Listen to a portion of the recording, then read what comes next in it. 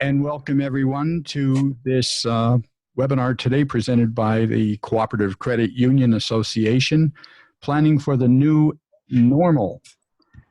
This is session 1, Returning to Work, Internal Issues. We'll run from 10 a.m. until 11.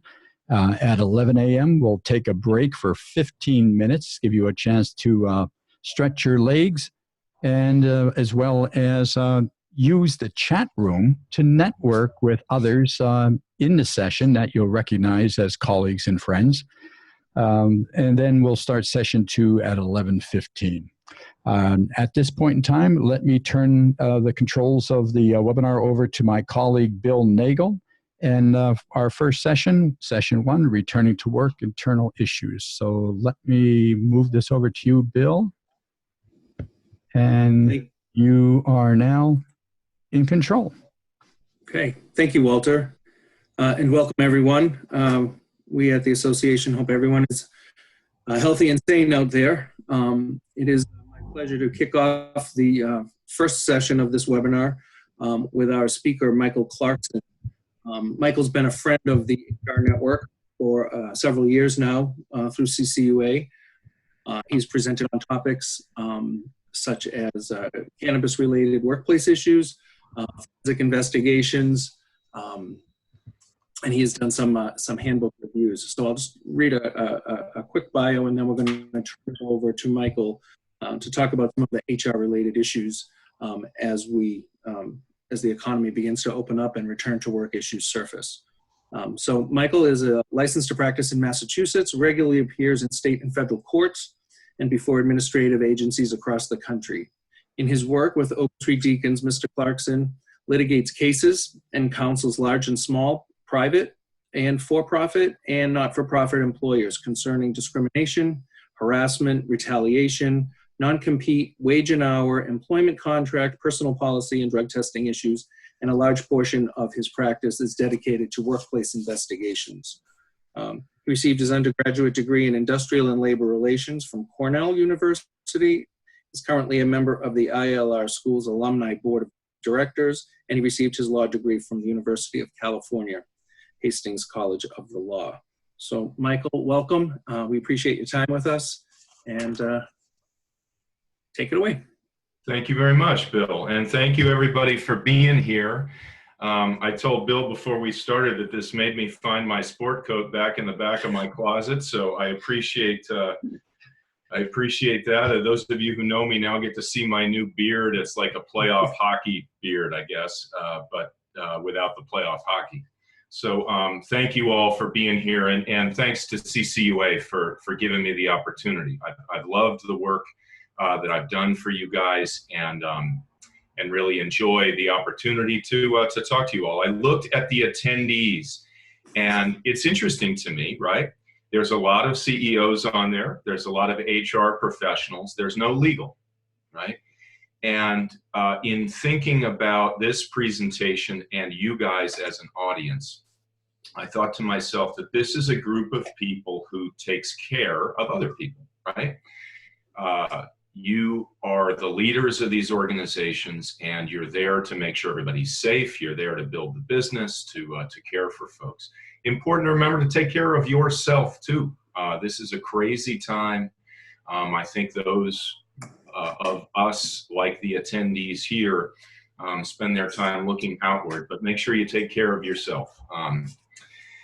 So with that, right, I was on the phone with a client the other day. I'll tell you that as an employment lawyer, right, about a month ago, 6 weeks ago, my workload exploded, probably like your workload, right, with everybody shutting down.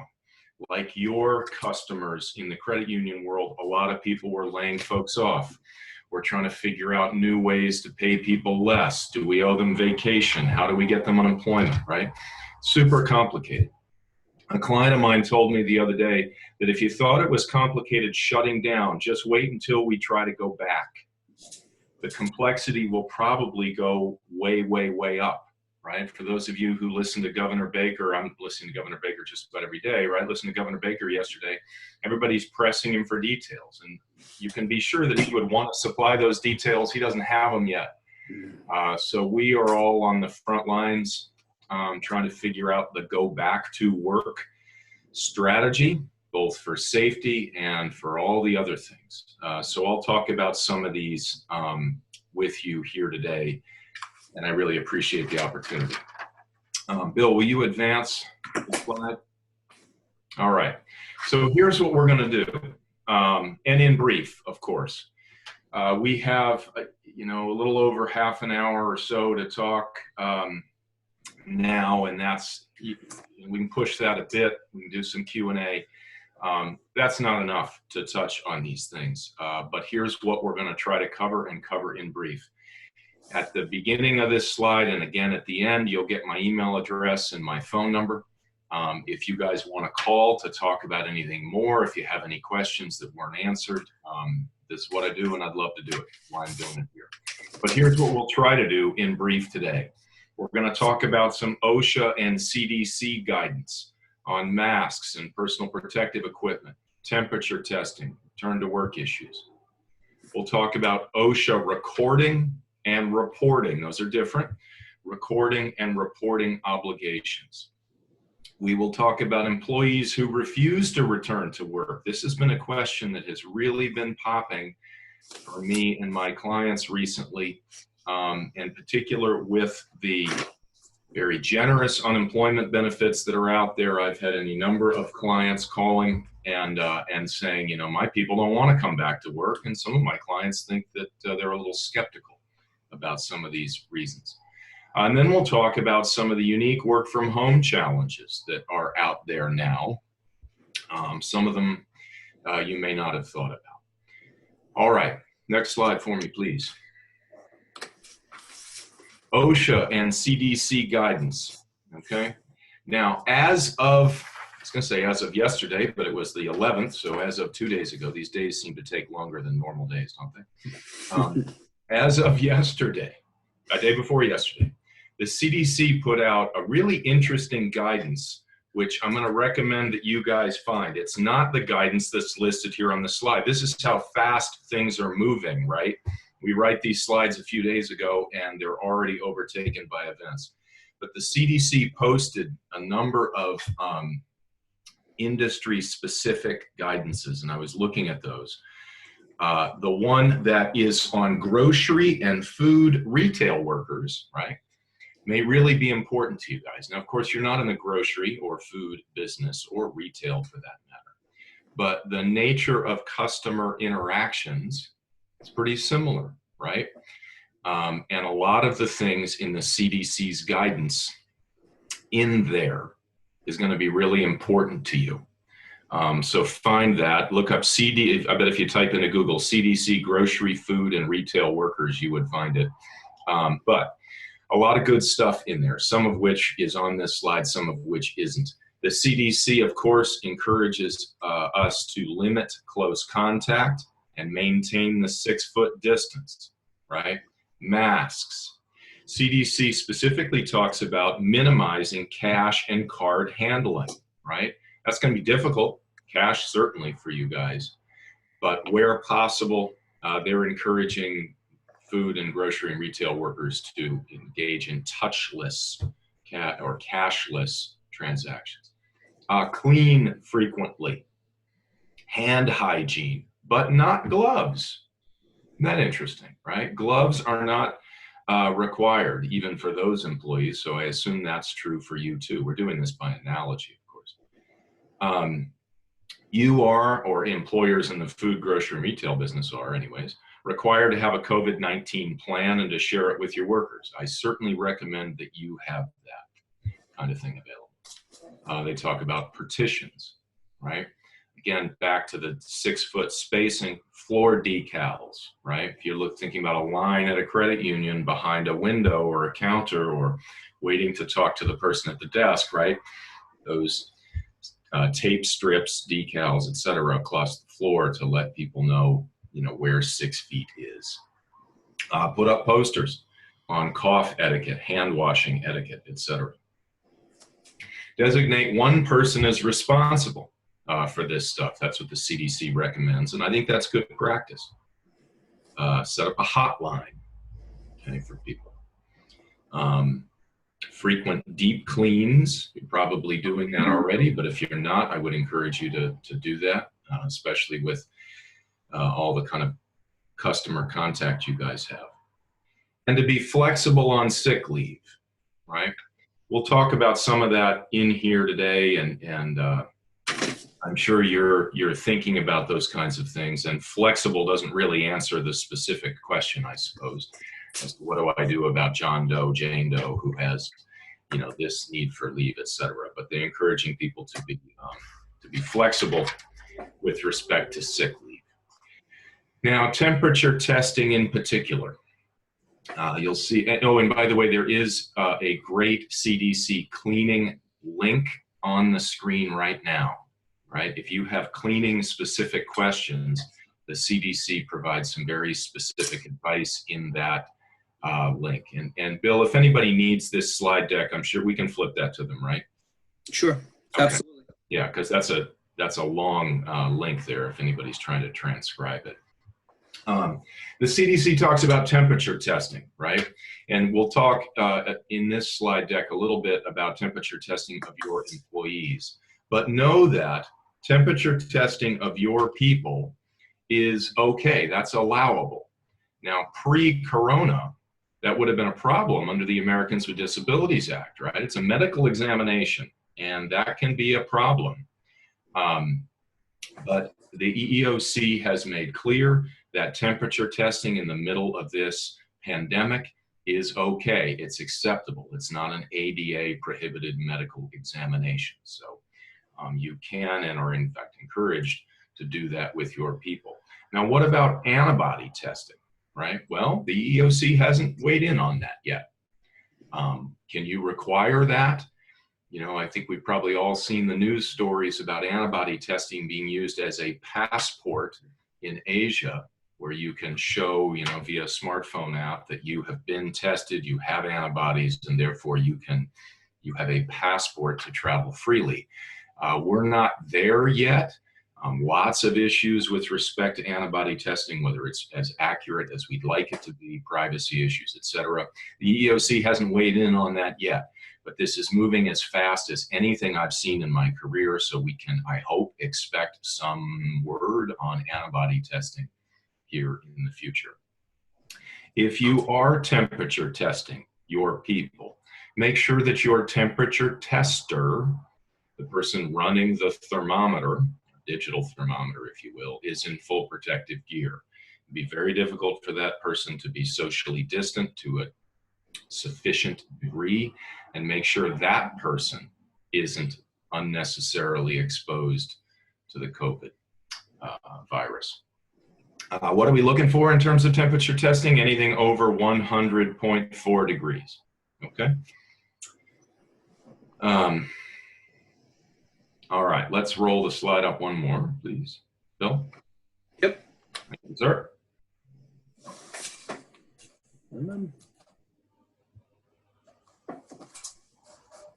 There you go. There we go. There we go. All right. Now, here's a question you may not have thought about, but we at Ogletree are anticipating that this is going to become an issue. What about a person who can't wear a mask? Maybe they have an ADA breathing disability, right? That or a claustrophobic issue, you know, a mental impairment that frustrates their ability to wear a mask, a heart impairment such that wearing a mask might be unsafe for them. What about a person who had a religious objection? You know, some sort of Title VII based religious objection to wearing a mask, right? These kind of, or some other form of PPE, right? These kinds of things are likely to come up. What do you do, right? What do you do if somebody says, "Hey, I have COPD. It affects my breathing." Of course, breathing is a major life activity, right? We all knew that. What do you do if that person with COPD says, "Hey, I know you're asking everybody to wear a mask, but I can't wear a mask," right? Well, I think you do the same thing you would have done with respect to any request for accommodation pre-COVID-19, right? You engage in an interactive dialogue with the person. Okay, well, let's talk about your COPD. What does it require? Is it no mask ever at any time, or do you have to have breaks to take it off? Can we accommodate that, right? There are lots of situations, I think, where an inability to wear a mask would not be subject to accommodation, right?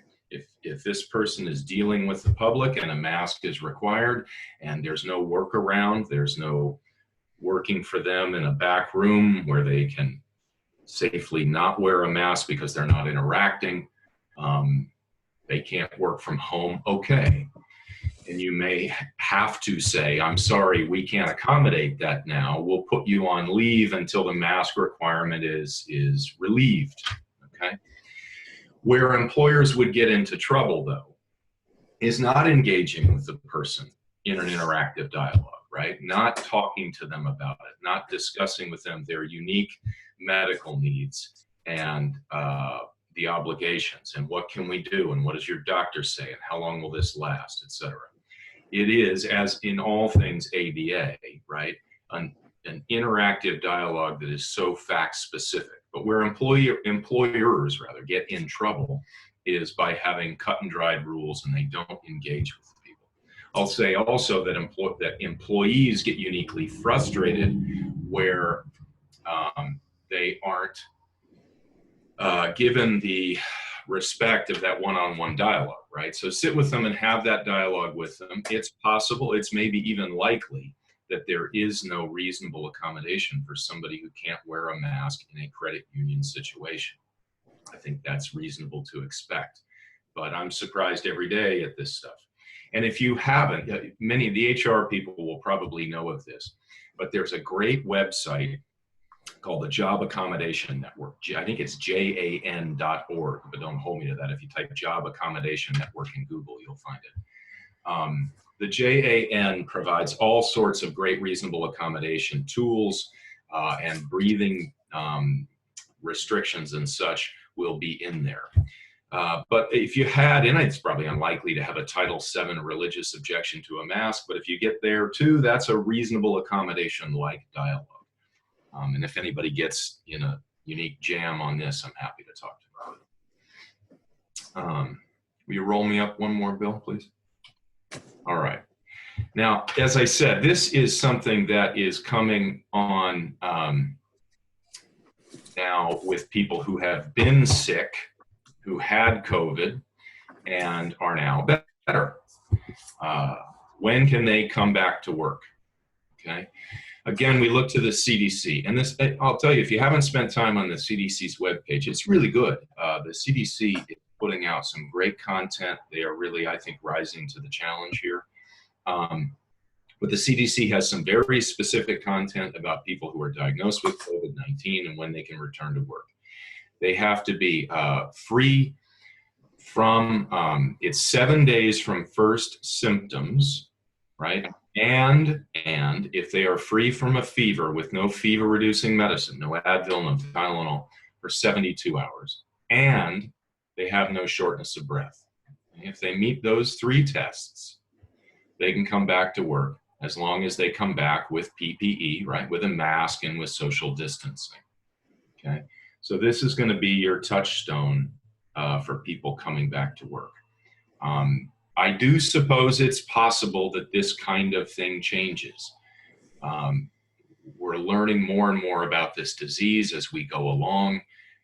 People who are asymptomatic, et cetera. I think we're lucky to be here in Boston. So much of the great stuff that's being pushed out is coming out of our own hospitals and universities here. But I suppose it's possible that this criteria that's on this slide could change. If you have somebody who is positive, who was rather positive for COVID-19, certainly check with the CDC before letting them back to work to make sure that this hasn't changed, okay?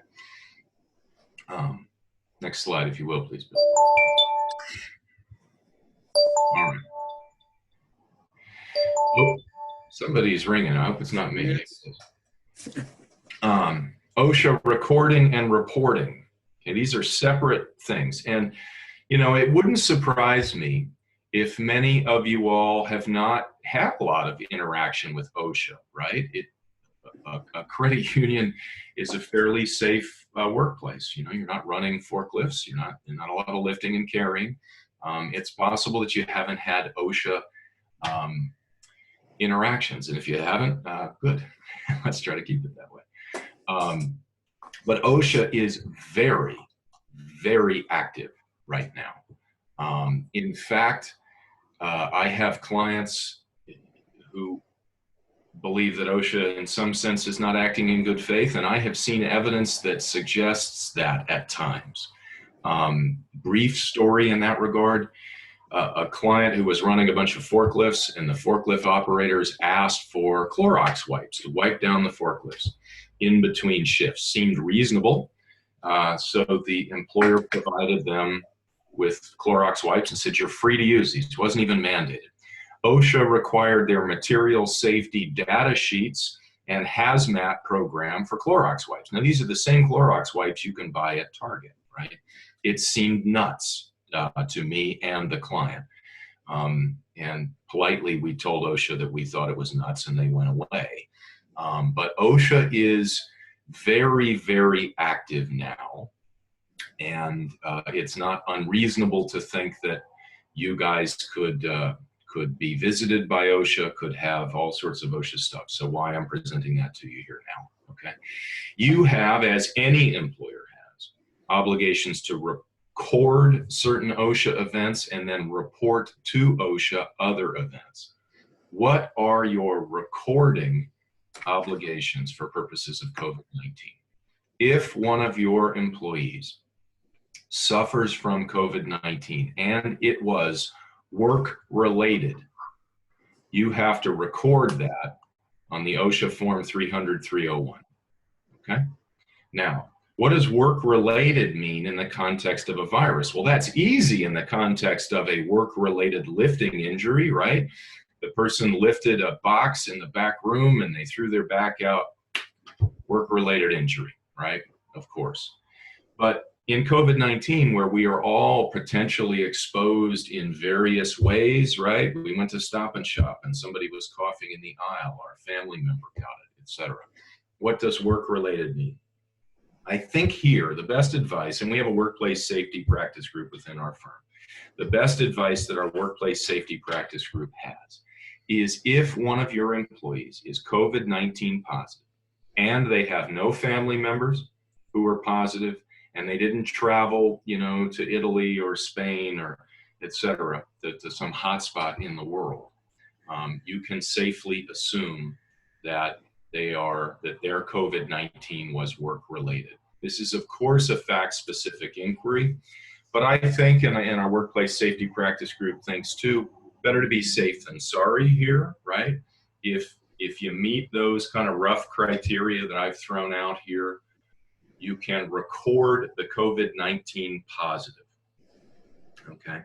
Now, OSHA reporting obligations. When would you have to not just record it in your 300-301 logs, but when do you have to report the COVID-19 positive affirmatively to OSHA, right? Well, you're almost never going to meet the reporting obligations here, given the incubation period of this disease. Why?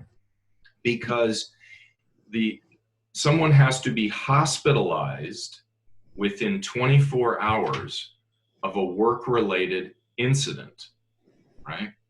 Number one, we don't really know when the work-related incident here happened, but the incubation period of the disease is such that they're almost never going to be hospitalized within 24 hours of this incident. The OSHA reporting obligations also include that the person, if they die within 30 days of the incident, that is a reporting obligation too.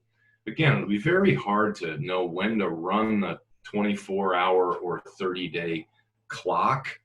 And perhaps, as with the OSHA recording obligations, it is better to be safe than sorry. I do know I suspect, I should say, that if you reported anything to OSHA, you could expect an investigation, perhaps a virtual inspection. We got an email in our internal system about OSHA doing virtual inspections. Not really sure how that's going to work. But if you reported a COVID-19 hospitalization or death, I think you could expect to hear from OSHA with some sort of inspection. And so you may choose to take less than a, particularly conservative approach here. But if you find yourself in that spot, that's one that isn't, this is very fact specific. Let's talk. I can put you in touch with one of our real gurus in this area, and they can work you through it. Know that on April 10th, OSHA issued a guidance which pretty much excluded non-healthcare employers from these recording and reporting obligations, right?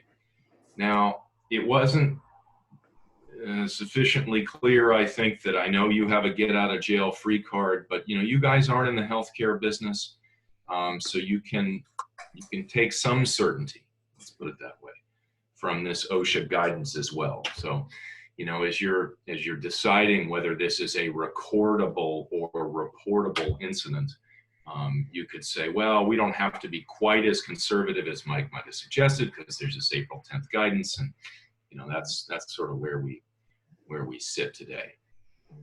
Will you roll me up one more slide, please, Bill? All right. This one, I love the picture here with the hurdles. This is the 1,000-meter hurdles. I know there isn't such a thing, but it'll be very difficult for you all to terminate somebody who unreasonably refuses to return to work. You'd have to clear an awful lot of hurdles to get there. But if you are like many of my clients, you may have been facing the skepticism, the strong skepticism, some of them, that some people just don't want to come back to work. And they don't really have a good reason, except perhaps maybe that unemployment is paying them more.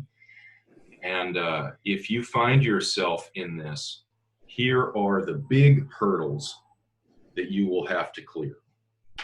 First, anybody who refuses to return to work out of a good faith, safety-related concern, that concern is protected under OSHA and under the National Labor Relations Act, right?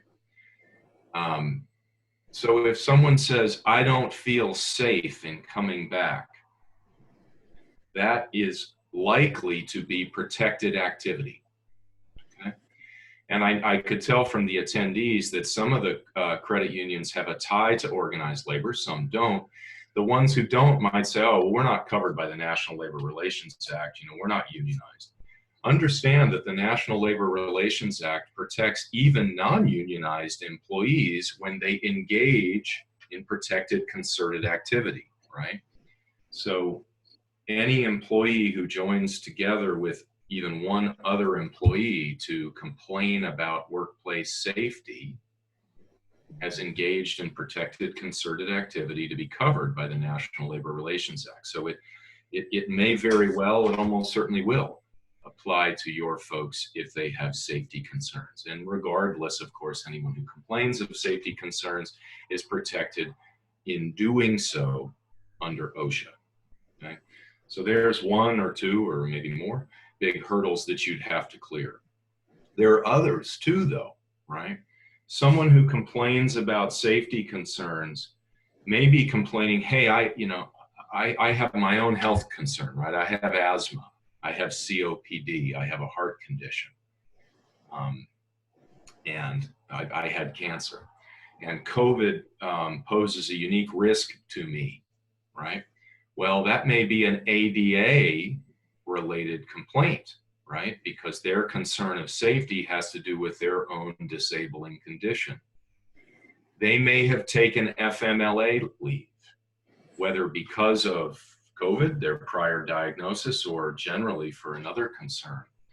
And their complaints of safety and refusal to return to work may trigger their rights under those provisions. Okay. They may have been out under this new FFCRA, right? They may have had a child who was home and, home from school and been out on the FFCRA.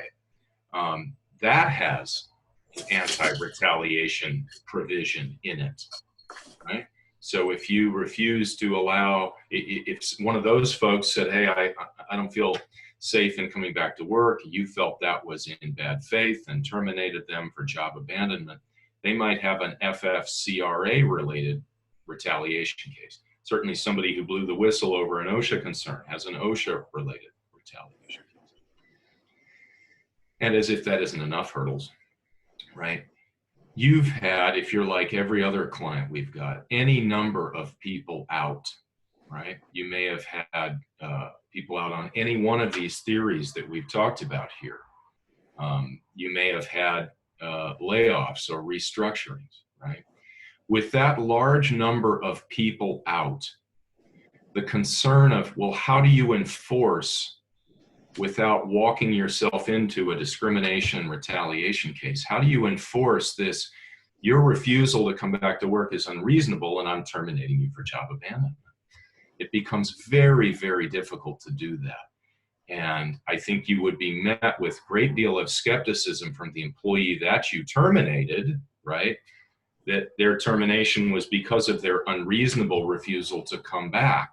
They might well think it's because of their age or their race or the fact that they were out on FFCRA leave or anything else, right?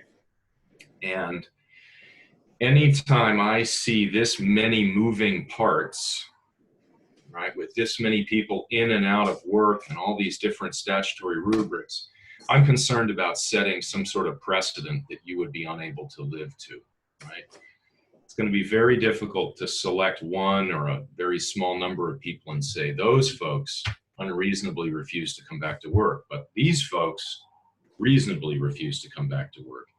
And if you're in that situation, very hard to make a decision and take one or two people out of work and terminate them for job abandonment. I just see that as teeing up some real problems. Now, what's a hurdle race if we don't clear it? I suppose there is a situation where we could clear all of these hurdles, but it's just a cautionary tale. Do be careful, okay? I can help you with that if you're in it. Bill, you want to roll me one more slide, please? Thank you. All right, let's talk about work from home. And here I think I may be touching on some things that may not have occurred to you. And if they had, why don't you come on over and join us at Ogletree. Work from home poses some really unique challenges. And starting perhaps with data privacy, right? So here I am, I'm sitting in my home office, and I deal with confidential client information all the time. Right? This is going back and forth through my wireless router and then on into, my law firm's systems, right? We have very comprehensive data security to make sure that our client communications are private. You will need to do that too. I mean, of course, you're in the financial business, right? Whoa. And the data hackers are out there. So if you have people working from home, you've got data security and data breach risks, right? What was it? The huge data breach that started all of this, the retailer. I wanted to say Target, and that's not it. Anyway, it's on the tip of my tongue. That all started here in Massachusetts. And as you guys know, we have one of the strictest data security laws in the country. So be very, very careful with your data security risks. Now let's talk about data privacy and COVID in particular. This is the first bullet on the screen, right? Temperature testing, right? Well, although the EEOC gave us the green light to do this and not find that TJ Maxx, somebody just threw that up in the chat room. Exactly right. Thank you very much. That was going to bug me. TJ Maxx was the big data breach. Temperature testing is not an improper medical examination under the ADA, but it still could trigger privacy. So think of this situation. This will make the point. A long line, or a line of any length, of employees waiting to come into work. And your PPE donned tester with their digital thermometer waiting to zing everybody in the forehead. Okay. Okay. Bing, Bill, you're ready to go in. You're fine. Up, bing, Mike, you're a 101. Right? You have a temperature. You can't come to work. Step out of line, Mike. You have a fever. Oh, you just told everybody within earshot that I failed the temperature test. That's a problem, this sort of step out of line problem. So be wary of that. Make sure that the temperature test that you're doing is done in a private way so that anyone who fails the temperature test, that isn't obvious to everybody. Okay. I learned, to my surprise, that many temperature scanning tools have facial recognition. Oh, Lordy, right? Let's turn that off. We don't need that. We certainly don't need to be collecting private information that we have no intention of using and creating all sorts of data privacy problems. So, become aware of the tools that you're using and use only the temperature reading ability of it, please. Make sure that the person who is doing the temperature testing is not only, of course, wearing PPE, but that they're schooled on confidentiality, that they should know to be sensitive to the information that they are taking in and not sharing with their coworkers that Jane Doe just popped 101-degree fever and we sent her home, right? That's not for public consumption. And make sure that you aren't unnecessarily storing the temperature data, right? And if you are, if there's no way around that, or you have some good reason to store it, make sure that you're storing it in a confidential way. The last thing we need to do is to have this sensitive data get out in some fashion, okay? And as I mentioned early in the presentation, the CDC is going to, and other reliable sources, set the parameters for what is, too hot a temperature. Right now it's 100.4. I don't expect that to change, but of course, I suppose it could. I think it's more likely that things like the incubation period and other things like that change than what is an unacceptable temperature. Okay. Now, what do we do when somebody tests positive? Okay. You've heard a lot, I'm sure, about Governor Baker's work, and I think he's leading the country in this, on contact tracing, right? Well, you'll have some obligations to do that too. If one of your employees had COVID, you may be under an obligation to tell their coworkers that they worked closely with that they may have been exposed. That is your obligation, but it is not allowable for you to identify by name the person who had it, right? And that's going to be the first question you're going to get. So make sure that whoever is giving this information out is ready to say, hey, I'm not going to breach confidentiality. I'm not going to tell you who it is, but you should know that someone you worked with in close quarters has tested positive for the virus, and you should go get tested. You should quarantine, etc. Okay. Well, who was it? That's going to be your first question, right? You're going to have to say, I'm going to tell you, but go get tested, okay? All right. Bill, will you roll me up one more? All right. Yet more work from home challenges. For your non-exempt people, your hourly folks who are eligible for overtime, know that any time they spend working is time on the clock, even if they're logging on to check emails at 11 o'clock at night, right? I read this funny thing on the web that, every day today is Monday. It certainly feels that way. Our sense of time, since we're all locked in our homes, or at least some of us are locked in our homes, is starting to expand and stretch and become a little crazy. But, right, when your non-exempt people work, they're entitled to be paid. Now, how will you know they're working? This is tricky for work from home people, right? When they're coming into work, non-exempt people have a time clock of some sort, or maybe they're just signing in and out themselves. but there is some record. When they're at home, there isn't that easy record. Although computers are like elephants, right? They never forget.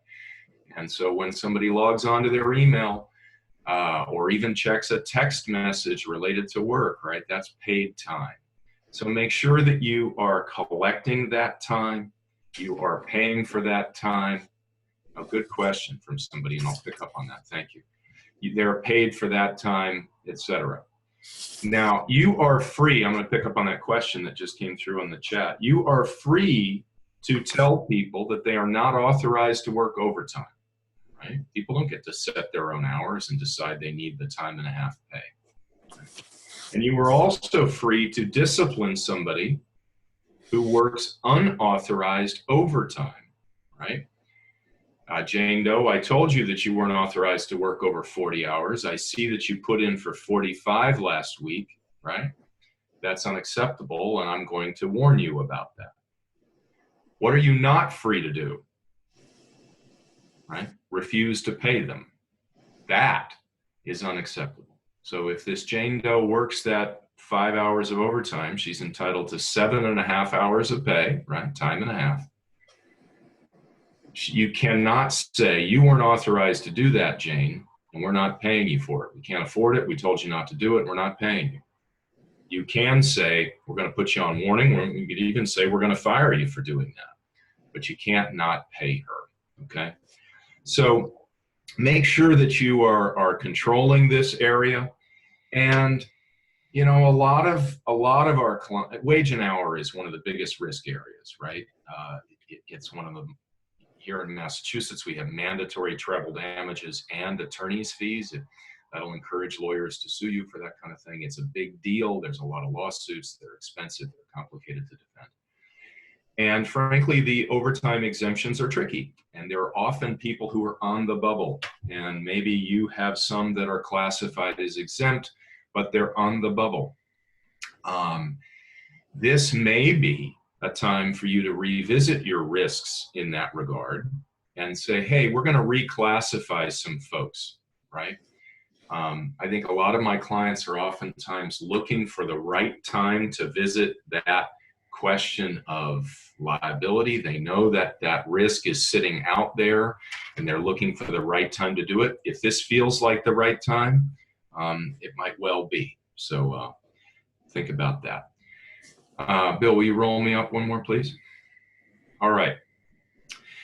At the risk of sounding like a sales pitch, I will make a sales pitch, and I'm probably the world's worst salesperson to tell you that I'm going to make a sales pitch. I'll make a sales pitch on this slide, and then I'll give you something free on the next slide. We have created at the firm a very, very comprehensive return to work guide. We pulled information from 30 different specialists around the firm. I have a specialty in drug testing of all things. And I wrote with my co-chair in that department, wrote a drug testing return to work guide. Probably wouldn't be all that important to you guys, but that'll show you how in-depth this return to work guide is. It picks up on workplace safety, wage and hour, data privacy, CDC guidelines, temperature testing, ADA, FMLA, FFCRA, everything, with lots of templates, flowcharts, checklists, etc. As Bill mentioned in the introduction, I've done a lot of work for CCUA over time, and as a result, I secured the okay from the firm to get client pricing for you guys. We had two different pricing levels, of course, for existing clients and not new clients. They gave me the okay to sell it to any CCUA member, whether you're a client of the firm or not, at our client rate. It's $1,950. If you're interested, you can let me know, and I can get this to you right away. I saw a question come through the chat guide or the chat function about whether it's updated. Yes, it is. It's updated regularly. In fact, we have already updated the drug testing piece. I know that. That's right. Not that because that's all that important to you. All right. Next slide. I told you that I'm the world's worst salesperson. So here's the freebie, right? We have a ton of resources that are available on our webpage. We have this FAQ thing that I go to just about every morning to see what's new, right? I mean, we're struggling, even as employment lawyers doing nothing but this, struggling to keep abreast of changes. Like I said at the outset, we had this new OSHA guidance on the 11th, which was super relevant to you guys and came in, I don't know, what, a week, Bill, after I prepared the slide deck, right? So hard to keep up even in preparing a fairly last minute slide deck for this, right? So this website is available to you guys. It's got everything under the sun with respect to employment law, whether it be benefits, tax issues, to workplace safety, to ADA, FMLA, etc. That's up there and available to everybody, and we're getting great feedback from that. I think that's it. I think I've answered the questions as they've come through the chat. Like that great NPR program, Stump the Chumps, I'm afraid to even open it up to questions because you'll throw me some curveball that I may not be able to answer, but I'm willing to participate. Thank you, Mike. We did have some questions come in through the Q&A feature. So I'm going to start with this one because it's a little long and maybe out of your area of expertise, not sure. So in Rhode Island, they have the required self-quarantine if you've been out of the state and you're returning. It's a requirement to self-quarantine for 14 days. There are certain things that you are allowed to leave the state to do, but other than that, it requires the self-quarantine. And the question is, does the HR department have any room to discipline employees who've left the state and come back and then are subject to this 14-day quarantine, which means that they're not going to be showing up for work? Boy, that's a good... And then potentially eligible for some other kinds of... Yeah, that's a good question. Am I muted? Can you hear me, Bill? I can hear you. Everyone Okay. That's a great question. I think it's going to be very difficult to find yourself in a position where you could safely discipline somebody for that. You might, in most instances, not even know, right? That requires the employee to have told you this, but I suppose there's a way that could happen, but boy, it's like that picture of the hurdlers, right, on my slide there. I would want to clear every one of those hurdles and then probably pay my EPLI insurance coverage because I'd feel like, boy, that's risky. Mm-hmm. And I guess I would say too that we want to find the most forgiving mindset we can get ourselves into, given the unique struggles that everybody's going through here, right? So not only is there's a carrot and a stick, right? The carrot would be, let's try to be with as much grace and forgiveness as we can, but the stick that, boy, we could really get hit hard if our discipline fails any one of a number of tests, right? And we're already seeing these kinds of claims come in within the firm. You know, Ogletree is a gigantic firm. We have 900 lawyers and 53 offices, and we get all sorts of metrics. And the flood is coming, folks. The cases are going to come, and I don't want you guys to be hit. I'm sure your budgets are thin, and these cases are coming. So let's not walk into one of them unless we absolutely have to. I have another question, and I think I've seen some discussion of this through the HR professionals, is having non-public facing employees, so people who work in a department or a call center or some other segregated area, are they required to wear face masks? This comes from a credit union in Massachusetts. And a subsequent question to that is, should they be taking the temperature of members as they come in, if they're going to allow members to come into the facility? All right, let me try my best with the first one. With the second one, I'm going to make an educated guess. Okay. With the first one, call centers are super challenging environments. in large measure because people work so closely to each other that the social distancing is very, very difficult, right? It's almost, it would be a very rare call center environment where you have more than 6 feet between each other, right? I have a couple of call center clients. They are struggling with this. Some of them have been deemed essential, some not. You guys in the financial industry are likely to be essential. So, but things like dividers, using every other cubicle, face masks, deep cleaning, et cetera, are all going to be required. The CDC's guidelines will be your touchstone here. But you know, I think you could expect very complicated questions of contact tracing when one of those folks or more of those folks becomes positive, right? But common areas, restrooms, coffee stations, even door handles, right? Big cleaning problems. So PPE masks was asked specifically, yes, for sure. But, you know, workplace structures and the like. Okay. Temperature testing of guests. This is my educated guess, and it's only from going to Stop and Shop down the street from me here on the South Shore, right? We're not being tested going into these places. I haven't seen any temperature testing in that context. Now, I haven't been to the airport. Perhaps you are tested before you get on an airplane. I know that internationally that's been going on for a while.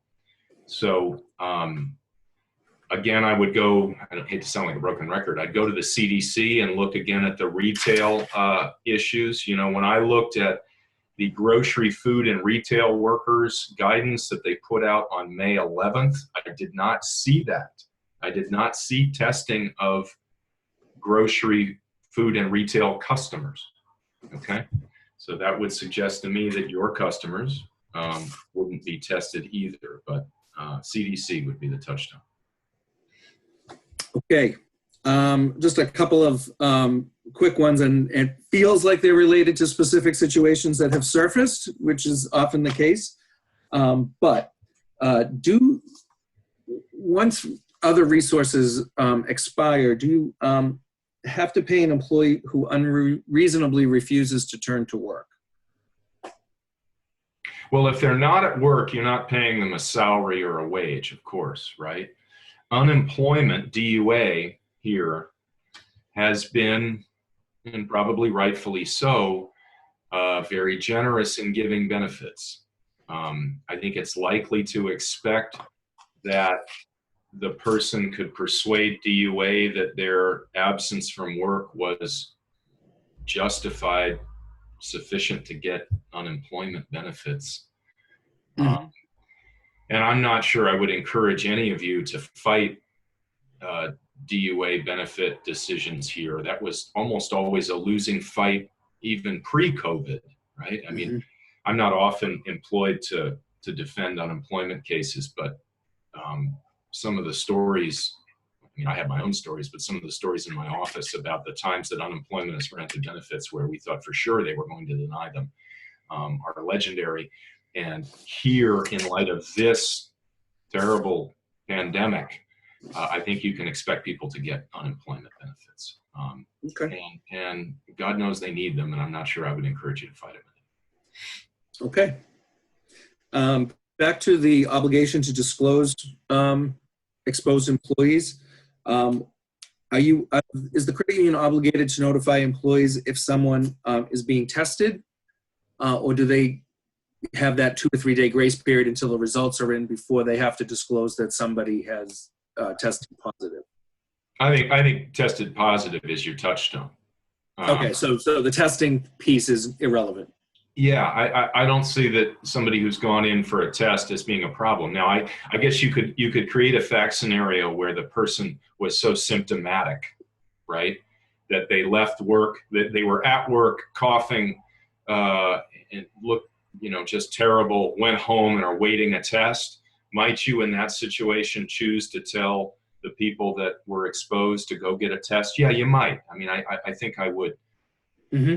I could see a situation like that. But as for your obligation, right, maybe not your moral obligation, but your legal one, I think the I think it's the positive test that's going to be your touchstone.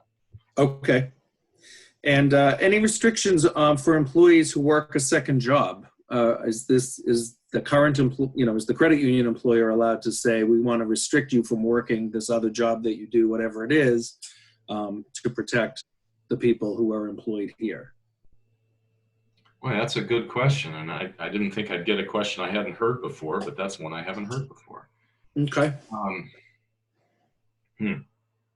Most credit unions have a, you have to disclose that you work. Moonlighting policy. But they don't necessarily restrict it. Here's where my gut falls, and I suppose I could be persuaded otherwise. But if you have at your credit union, right, you have masks, you have 6-foot distancing, you have temperature testing, right? That's all you're obligated to do, right? Some people go home to their studio apartment and that's it, and they have their groceries delivered by DoorDash and they have no contact. Some people go home to multi-generational houses and live in apartment buildings with lots of people nearby. Some people, these knucklehead kids 2 doors down from me had a huge party over the weekend with a bonfire and a beer pong table. And there's some people who just don't believe this is real or take it seriously, and it drives you crazy. Most people take it seriously, and those are a lot of unknowns. So the second job worker potentially poses a risk, sure, but I'm not sure it's fundamentally different than the risk that's posed by people's own living arrangements and the things that they do. So that's how I come at it. I suppose I could be persuaded otherwise, but that's where I land right now. Okay. Just 2 more questions. One is, and I believe this relates to the CDC guidance, do you consider credit unions falling under retail or universal guidance? You had mentioned earlier the food and groceries. Yeah, I went and looked at that May 11th guidance for, like retail banking or something, and it wasn't there. There were lots of things there, and there wasn't. I thought that grocery, food, and retail workers was a pretty good analogy. Closest. In thinking on protections that the CCUA members would want to put in place, right? Going to a retail grocery store, even a retail non-grocery store, is akin to going into a credit union. Your touch surfaces, your drive-up ATM is not unlike the PIN pad at a grocery checkout counter. So I found that pretty analogous. But these things are coming in all the time. So if we get, more and better guidance, it'll likely come from the CDC. And then Ogletree, it's nice that we have this slide up on everybody's screen. Ogletree's blasting out webinars and blogs and this, FAQs every day, multiple times a day. So if we get something else, it's likely to be here. You guys can sign up to get them blasted to your email box if you don't want to have to remember to log in and check. So, we'll let you know if we get better guidance. Perfect. Last question, and I'm sure you're not going to help with the challenge that credit unions are facing, which is in the second half of the year, all of their employees have accrued a huge amount of vacation or other PTO time. But some of those people will want to use that as things open up for travel. And what are your feelings on restrictions or guidelines to employees regarding travel in general?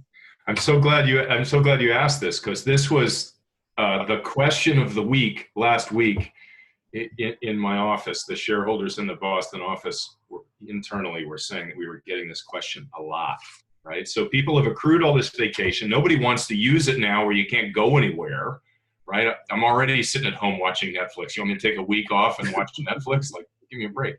So as soon as this is lifted, right, everybody's going to want to go somewhere, and it's going to completely jam you up. So a few things. Number one, as long as you don't take away somebody's vacation without giving them an opportunity to use it, you're okay. Number two, a lot of employers are giving a grace period to people. Like a big employer client of mine had a lot of people with 4 weeks annual vacation, and they would let them carry over 4 weeks at the end of every year, but no more than that, right? That's a lawful policy in Mass. They said, hey, for this year and this year only, I'm sorry, at the end of this year and once only, we will allow you to carry over 5 weeks, not 4. Okay? Why? Because they didn't want everybody signing up to take vacation in, let's say, September, October, and being completely jammed in the fourth quarter with a lot of people out, or being forced to take away vacation from folks, maybe being claimed, hey, I didn't have the chance to use it before I lost it. And then the negative morale consequences of taking away vacation. So allowing people to roll over an extra week, I thought was a pretty creative solution to that. Maybe that fits for you guys. And I offer that up. But that's a great question because we're getting a lot of it. And I think you can expect that. But nothing on restricting travel for in terms of guidance for where they would go for how long. You could. I mean, I'll tell you that my firm, this was before we were all sent home, my firm said that if you traveled abroad, you would have to come back to quarantine to 2 weeks. Well, now we're all quarantined anyways, but for a short while, we weren't told we couldn't, but we were told that if we did, we had to quarantine. And, that was just purely for workplace safety. So yeah, some people are putting those kinds of things in there. Okay. Somebody said, can you offer to pay instead of vacation time if someone chooses to take that? Yes, you could. I think that's another approach. Sure. We'll pay you out if you can't take it. So, lots of good ideas. I think we ought to remember, of course, that vacation is to inspire loyalty, right? And try to, whatever solutions we come up with is supposed to make somebody feel good about the organization. I'm sure you all, especially the HR people, are feeling very put upon, but let's remember that now too. So, thank you for the opportunity to speak to you. Really, Michael, thank you. We really appreciate your time and your insights. We've referenced a few times. I will share the slide deck with everyone who is registered, so everyone will get that back at some point today. And Walter, maybe we can even put that on the website somewhere. Thank you for your access to your resource center of information. Oh, sure. It's going to be very helpful, I'm sure. And with that, I will, again, thank you, Michael, and return the microphone to Walter.